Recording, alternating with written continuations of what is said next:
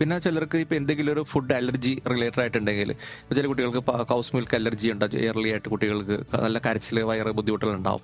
അതില്ലെങ്കിൽ അമ്മമാര് ഈ ആയുർവേദ മരുന്നുകൾ ഈ പ്രസവ രക്ഷ എന്ന് പറഞ്ഞ് കഴിക്കുന്ന മരുന്ന് കഴിക്കുമ്പോൾ ചില കുട്ടികൾ ഭയങ്കരമായിട്ട് കരയുന്ന കുട്ടികളുണ്ട്. അപ്പൊ അങ്ങനെയൊക്കെ ഉണ്ടെങ്കിൽ അത് തീർച്ചയായിട്ടും അമ്മ ഒഴിവാക്കുക. കാരണം അമ്മയുടെ മുലപ്പാലിൽ കൂടെ കുഞ്ഞിന്റെ വയറിൽ ഇത് എത്തുന്നുണ്ട്. അപ്പൊ കുഞ്ഞുങ്ങൾ അമിതമായിട്ട് കരയുക, കുഞ്ഞുങ്ങൾക്ക് ബുദ്ധിമുട്ട് പ്രശ്നങ്ങളൊക്കെ ഉണ്ടെങ്കിൽ അമ്മമാർ ഇങ്ങനത്തെ കഴിക്കുന്ന മരുന്നുകൾ ചിലപ്പോൾ ഒഴിവാക്കേണ്ടി വന്നേക്കാം.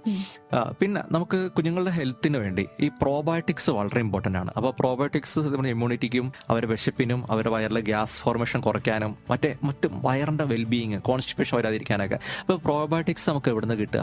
ഇപ്പൊ നട്ട്സിൽ നിന്ന് കിട്ടും, തൈരിൽ നിന്ന്, മോരിൽ നിന്ന് കിട്ടും. സംഭാരം നമുക്കറിയാം, നമ്മുടെ ഇഷ്ടപ്പെട്ട ഒരു പാനീയമാണ്.